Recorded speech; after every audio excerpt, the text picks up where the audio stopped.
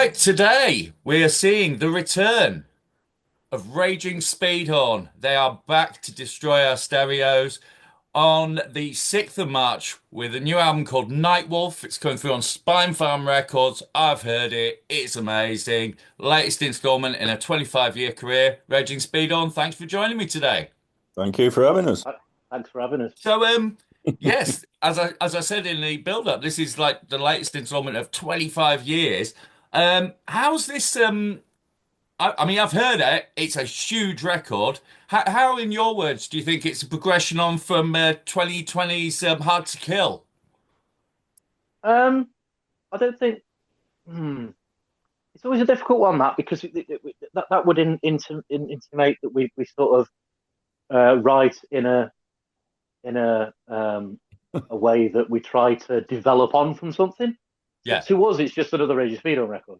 yeah, Yes, it's obviously come on from the last and from the previous because we learn better ways of doing things in the studio, better ways of writing, equipment, etc. But for us, and it's always the case, we set out to write good music for us, and it just ends up sounding like a Raging Speedhorn record, and absolutely. that's literally the thought process. There's no real thought of progression, as it were. And we don't ever try and think of, oh, let's write this kind of a record. Just let's write some tunes, and it just ends up sounding like us, basically. Well, I know that Dan, this is your first record, like straight from the beginning of the songwriting process. Absolutely, So, yeah. how was that for you? It was great. It was great. I love the old recording process. I love the old writing and creating and building and being in the studio. I'm always in there from the beginning to end with my old bands. So it was nice to finally do that with Speed On because, like the last album, I was obviously helping them gig here and there. And then when John surprisingly just left, it was like they rung me up and asked me, "Do you want to join?" I was like, "Yeah." They're like, "You're in a week in the studio. The album's done. You just need to write your bits and do it." So that's all the input I had.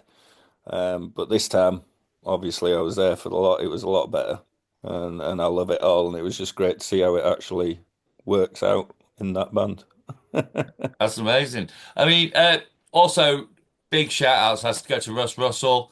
Did the production on this record. It Yeah, sounds gigantic. It sounds absolutely huge, and it's exactly what you want to hear from a man who's had, let's face it, a very challenging few years. He's come yeah, back screaming on this record. Unbelievable.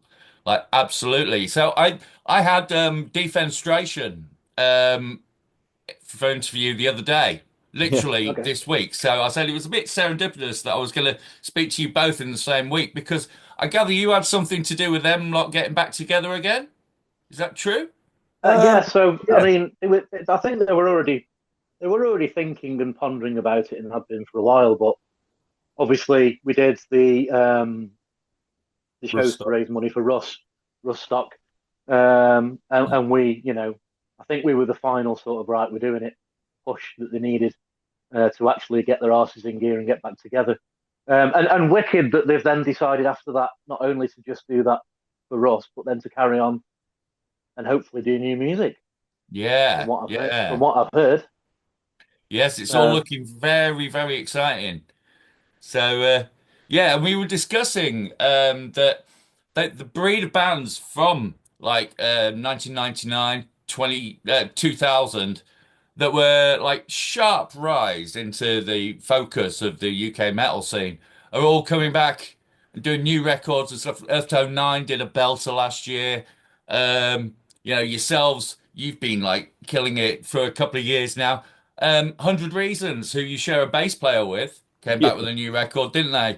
So it really, I do think a lot of it is, I mean, for my ears anyway, because a lot of metal is sounding so like sort of overproduced and like overcompressed and metal corey. It's nice to have some of that good old British grit back again. Is that something you're conscious of? I mean, we're conscious of it in the sense that obviously when we're out gigging, doing festivals, etc., there's a lot of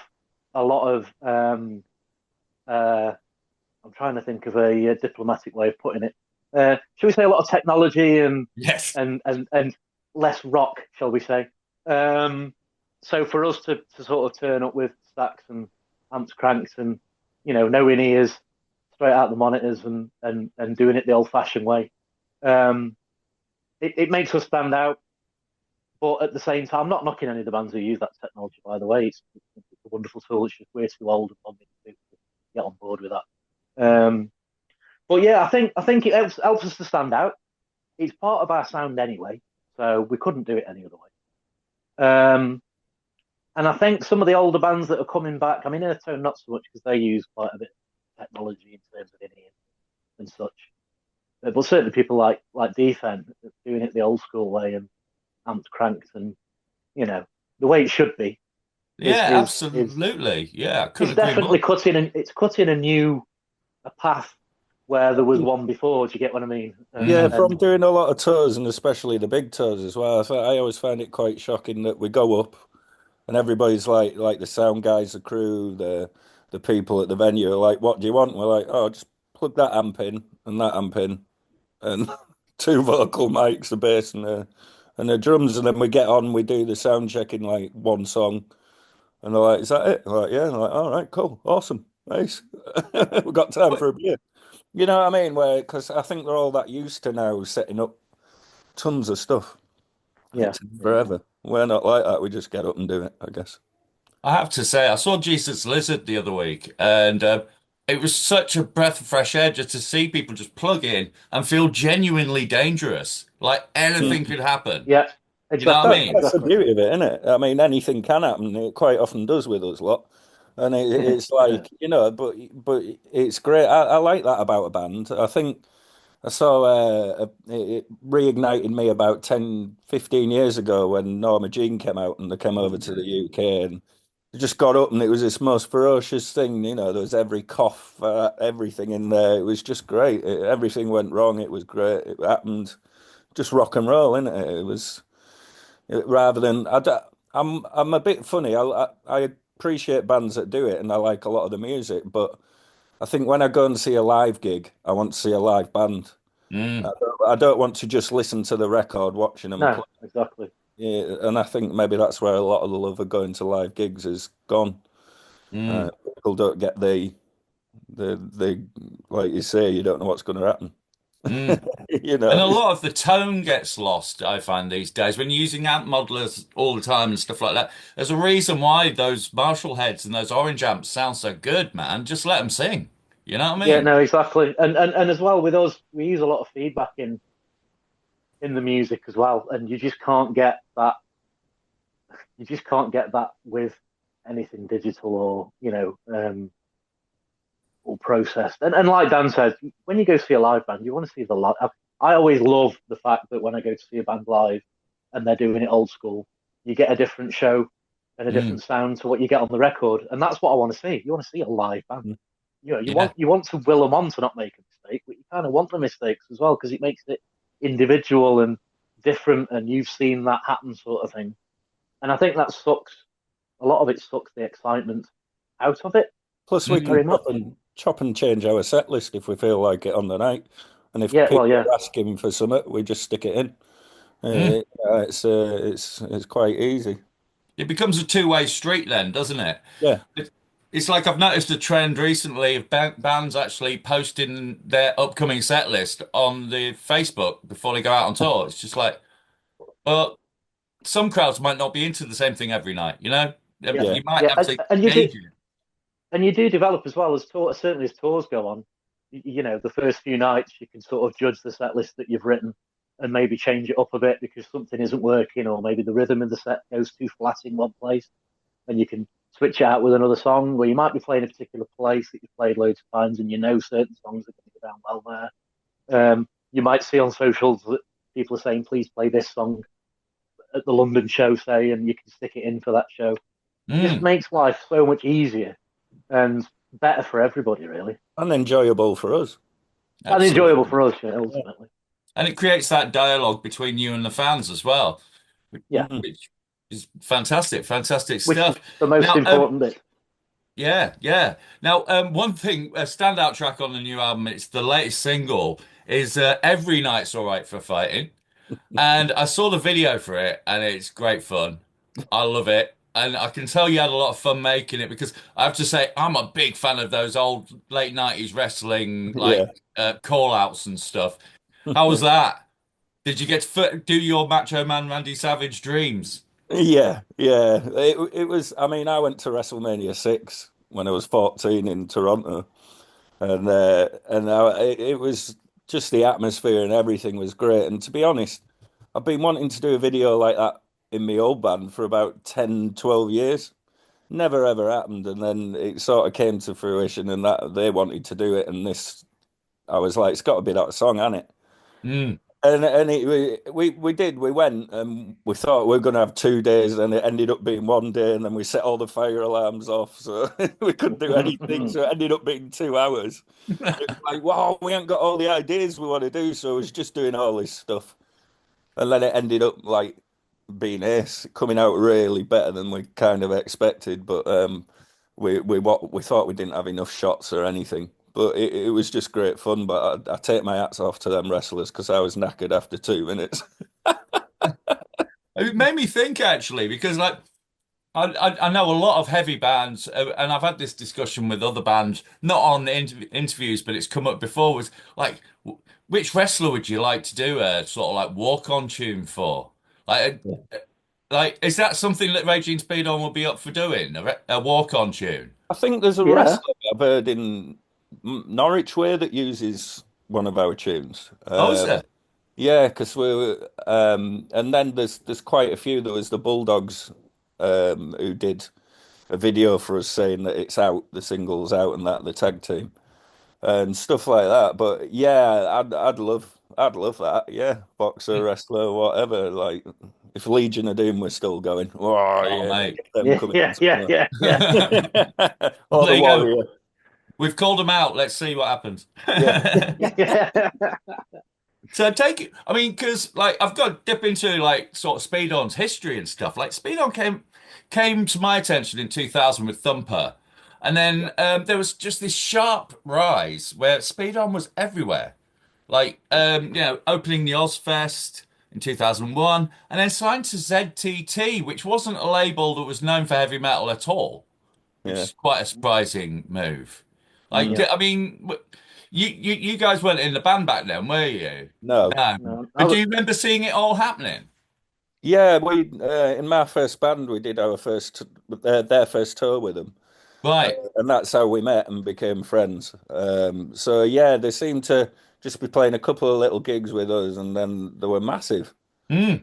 And I remember it happening, but I remember the first time they sound checked, and we watched them before we went on. I was like, oh my God, this is just mind blowing. I've never Mm. seen it. I mean, they walked on like literally as they walked through the door with the rucksacks on and everything. Didn't even bother getting changed. It was just this noise. It was immense. Mm. Uh, but yeah, they did. And I remember Gordon tells us a lot about signing to that label and how quick it all rose. And they Mm. didn't have a clue what was going on. One minute they were just playing in the garage. Next minute they're on with Ministry, and then Ozfest and Slipknot and all that lot. It was just, yeah, Mm. crazy. They say that, yeah. It What was do a you? funny time in the British music industry, really, because you had like bands like In Me and Defenestration, Speed On, and these guys had just like literally just come out of school, and then they're all of a sudden on the front cover of Kerrang! And it Yep. was just it was a funny era because like Well, British metal like really wanted to be a world contender, so like people were getting pushed up into the spotlight pretty quick, weren't yeah, they? Mm, absolutely. I mean, I was in a band at that time when Speedon started out called Charger. Oh, Um, Groucho, yeah, I love that band. yeah, yeah, and so we kind of we didn't ascend to the heights that Speedon did, but we were part of that rise, and it was incredible. And we toured a lot with Speedon, so obviously I was around the band a lot with them in the beginning, really. But yeah, it was a weird time because all of a sudden you'd started this band and you'd maybe signed to a small indie label or something like we did with Undergroove. And the next thing you're in the media and doing Kerrang interviews, and then the next thing you're playing the Astoria or whatever, and it's like, Mm. Christ, what the hell's going on? It Yeah, was mad. absolutely. Well, Speedhorn certainly were I think, having been around at that time, they were definitely the top of the pile. Mm. And Green Island originally, who they were with, and then ZTT, um, really pushed them to crazy levels. I mean, some of the stuff they did was insane. Um, yeah, and they were just out of school, wet Yeah, behind the ears. yeah. That was the incredible thing. That was the incredible thing. But the thing is, like, even after all these years, 25 years, you hear the new Speed On record, it sounds like a Speed On record, you know? And I was trying to, like, I was listening through and I was trying to think, like, what makes a Speed On album a Speed On album? And I think it's groove. That a large part of it is groove. I mean, Yeah. you've Yeah, got the blunt force trauma in the front, but there's a lot of groove in the back to hang it on, isn't there? Is that something you're absolutely. mindful of? That the groove is No, all is king? no, and yes. I mean, we don't. I said this quite a few times today. We don't write consciously with any genre or any type of anything involved. We just write riffs, compile them together as a group, and make songs from them, and that just naturally happens. We Mm. never, we can go off on whatever tangent we want, and it'll still end up sounding like Speed On. It's crazy, and it's a subconscious thing. But I think the groove comes from the other influences Mm. that we have. So a lot of older music, whether it be blues or whether it be bands like Grand Funk or whoever, where there's groove in the riff. Then the whole Nola thing, where you've got Mm. grooves in riffs like I Ain't God, etc. Um, and that's just a natural thing that happens with the riffs. It just naturally becomes like a groove. And we always write stuff that we like, so we obviously like that. We did do some straighter stuff, but it does always end up with a groove. Yeah, And a absolutely. lot of Maybe that's a lot of that's to do with Gordon as well. When we jam the riffs, he'll put a beat on that gives it a groove, and we'll sort of slide into that. So maybe you just got what the kids call swag. Yeah. It's maybe. funny when we was looking for Dad, we was like, we need a guitarist with swag. When we was looking for another guitarist, we've had a few odd people help us out, and it's like they don't have the swag. That's what we actually say. It's a certain sort of movement as the play that seems Yeah, you either have it or you don't. You can't yeah. just play the speed on It's riff. it's very much like that swing thing on a drum machine. If you've ever Mm. played with a drum machine, you got Mm. that mysterious swing button, and it'll take a straight beat and just add that slight swing and groove to it, and that's all it is really. It's just Yeah, man. Yeah, yeah, whether it. absolutely. So in 2025, like looking around you, who's catching your ear at the moment? Is there anything that you've heard and you've thought that's banging Hmm. in any genre? What is Ah, that? I mean, I like a band called Harriet. Oh, Heavier are the Um, best. Yeah. yeah, yeah. I like. There's a band called Static Dress. Sam Ogden lives locally. They're a great band. Mm. I mean, a lot of the bands I there was go a to see band. are literally small local bands. Yeah, everybody takes Mick out of me. I'm stuck in like the 90s era of Not bands, bad but something. it's like you don't listen to out new. But I don't. There's not a lot I find that grabs me at the moment. There was a band called Beggar for a little bit, Yeah, yeah, yeah. All right. Yeah. and they were fantastic, and I think they've disbanded. But a lot of bands are like tend to disband pretty quick, like Chariot and stuff like that. Oh, Chariot, mate. Oh, brilliant. Yeah, yeah. Yeah. So now you've got the album that's coming out very soon. What the plans looking like for summer? Have you got any touring plans, festival plans? So we're off on tour in March, 7th of March through to the 20. Just looking at my paper, 23rd of March. That's a UK tour. So if everyone wants to go out and check out our Facebook page for the tour dates, there'll be ticket links. Please go buy tickets. Um, I think we've got some gigs booked in Spain later in the year, Nice. and we're looking at Europe. There's a kind of a release cycle that you normally go by with things like Mm, festivals, and generally we've released kind of at the wrong time for festivals this year. A lot of festivals like Bloodstock are booking last year through to the mm, beginning of this year, and other festivals have already booked. So there'll be festivals to come. There'll be Europe to come. but I should think a lot of the bigger festivals will be looking at next year. But watch this space. You Yes, absolutely, absolutely. Right, I'm gonna round us out here with a question that I've asked everyone from like Dave Lombardo to Patriarch. They've all given me weird answers to this question, and it's great. Oh no. And at the end of the year, I'm going to make a playlist out of the answers from this, right?